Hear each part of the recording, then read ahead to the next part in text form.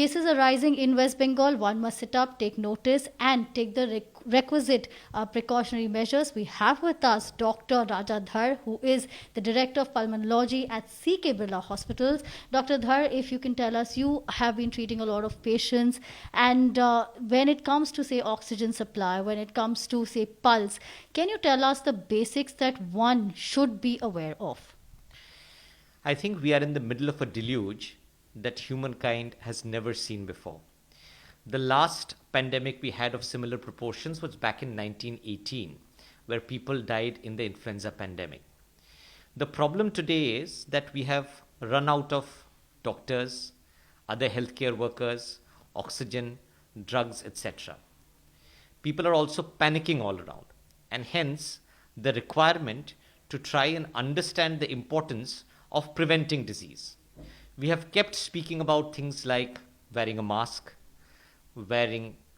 maintaining social distancing, and hand sanitization. However, along with this, we also need to understand that infection can happen at any point of time. So we've had the Kumbh Mela, we've had election rallies. Unfortunately, all these places are places from which the infection has spread throughout the state and then maybe throughout the country. The lack of oxygen is due to the fact that there's so many patients in hospitals, in nursing homes, in government establishments that we are not being able to match up. The step to try and limit the use of oxygen only to the health sector or mainly to the health sector is welcome. I think we also need to increase consciousness about using oxygen judiciously, using it prudently. We cannot cut down on the use of oxygen when it's required, but important measures like proning. So proning is lying on your chest and hence increasing oxygenation to the bases of the lung. And this is something that people with mild to moderate disease who are isolating at home can do easily. Things like turning down the oxygen while in hospital to a level where oxygen levels are maintained at just about 90% is something that healthcare professionals can do easily. We can also do things like making sure that oxygen is not used wastefully within hospitals, within nursing homes, etc. And together, the oxygen deficit can be met up with. There's a lot of drugs being given out of panic. The antivirals which are being used today need to be given prudently. Drugs like tocilizumab, which saves life but does so in limited number of scenarios, are being used blunderbuss across the board in all individuals, and the use of just such drugs injudiciously needs to be cut down as far as possible. We need to make sure that people limit themselves to home. This virus is more transmissible than the other virus. So if a family member gets the disease, it's more than likely that the entire family would get the disease. And it's important that people realize this and limit themselves to home when they're getting the infection. When you're talking about the other virus, there is news of a third strain. Is that what you're talking about? And the intensity of the virus affecting the family members? So I'll give you a slightly circuitous answer to your question. When we talk about mutant strains, we understand that viruses mutate in two different ways. One is called shift and the other is called drift. So suppose I had the infection and you got the infection from me, the virus will undergo a finite change when it gets transmitted from me to you. And that's for every individual across the board. That's what is called a drift in a virus.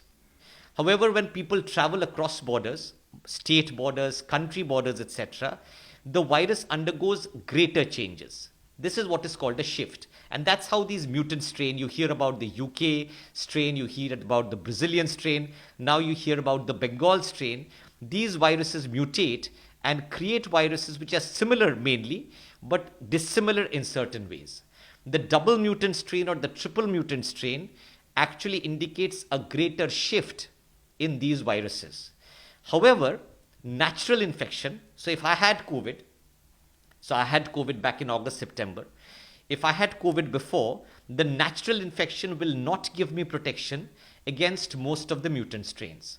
So I have a chance of getting reinfected 4 months and beyond getting the previous infection. However, if you were vaccinated, you add to the protection because the vaccine will definitely protect against some of the mutant strains that we have. So adding infection plus vaccine gives you greater protection. Just having the vaccine will also give you a good level of protection, which is why vaccination is important.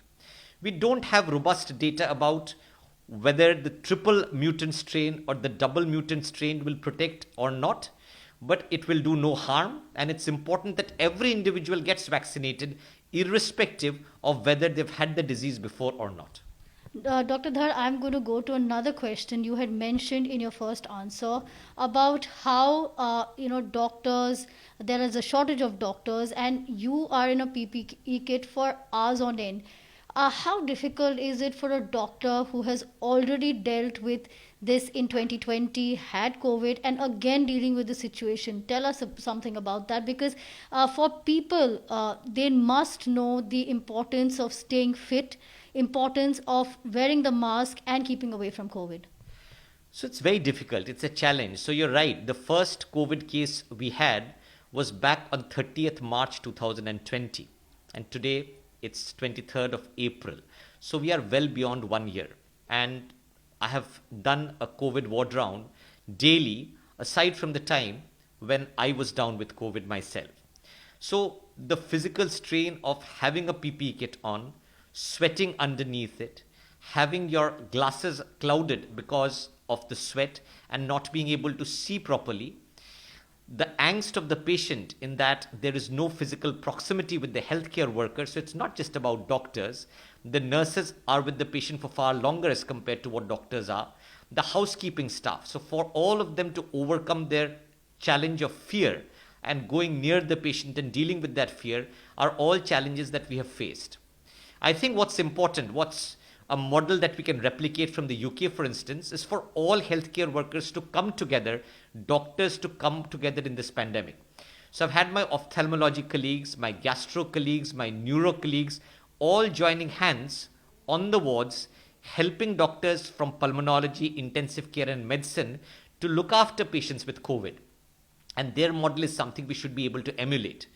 Unless we have more healthcare workers, more doctors and nurses joining hands and looking after these patients, we will never manage 3.5 lakh patients who are having COVID on a daily basis now in India, and the numbers are likely to rise.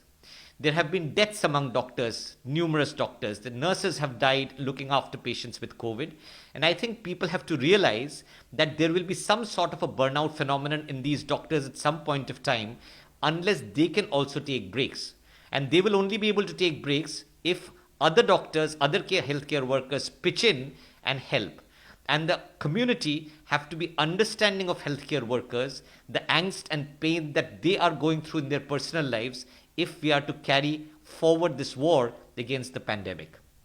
It's a war against the pandemic, but it is for people to come together, the community of healthcare professionals to come together and fight this, and people at large to take the preventive measures. With camera person Khokon Pradhan, Prema Rajaram in Kolkata for India Today.